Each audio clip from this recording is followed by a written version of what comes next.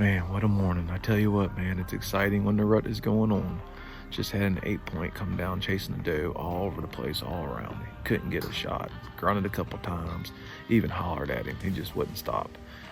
Went on down through the woods with the doe, and I figured that was it for my morning. So sat here for a little bit and pulled out the doe bleat, hit it 2 or 3 times, waited a few seconds, grunted softly 2 or 3 times.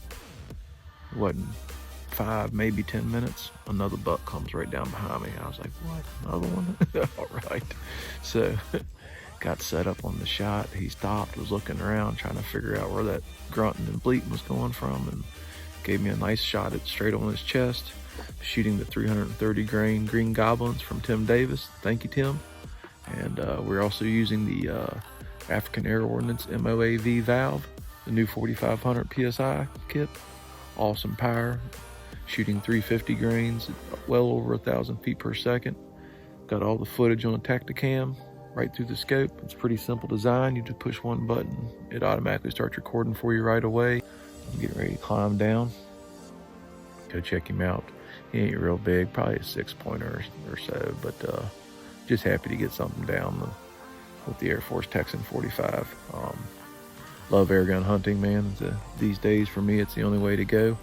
So get out in the woods and get you an airgun. You gotta love the rut, I tell you, man. Exciting times to be in the woods.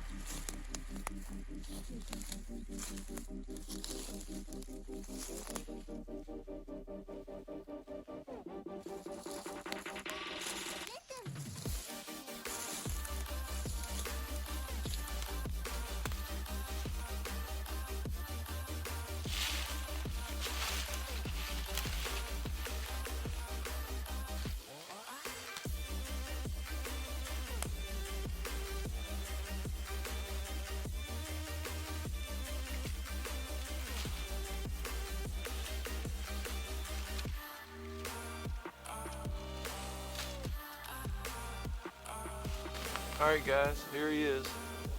Texan 457 did not disappoint again. Another deer down.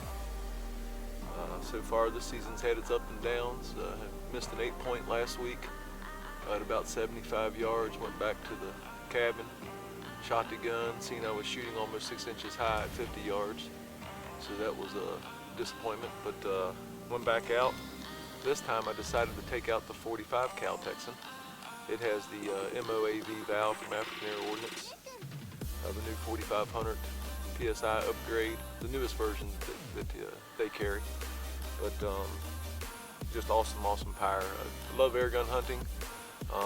It's different. I've shot plenty of deer powder burners and crossbows and compounds. Definitely not my biggest, but hey, I'm happy just being out in the woods and taking some deer. This one here, I'm gonna take him down to the processor, have all jerky made out of him.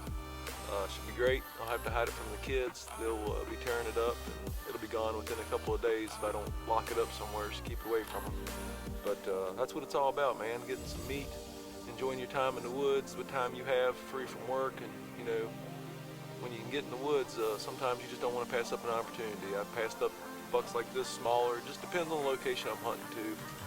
Some locations, you know, I'll pass on small bucks, hike in real far, and it's too much hassle to try to get that deer out of the woods. It's really got to be a big bruiser to be worth all that time and effort getting that deer out. This one here, I'm not very, the truck's only a couple hundred yards away, so it's not going to be too bad a drag, and I can drive up here pretty close to him and pick him up. So just happy to have a deer down with the Airforce Texan 457 using the African Air Ordnance new version of the 4500 kit, the MOAV, mother of all valves. Recorded the shot on the tactacam camera. So we'll review that footage later, see what it looks like. But shot him, he was facing me with his head turned back, looking around for that doe bleating and grunting that I was doing earlier, trying to figure out where that was coming from. And left me wide open right here. Stuck it in the center of his chest. He maybe went 15 yards and laid down, took a dirt nap.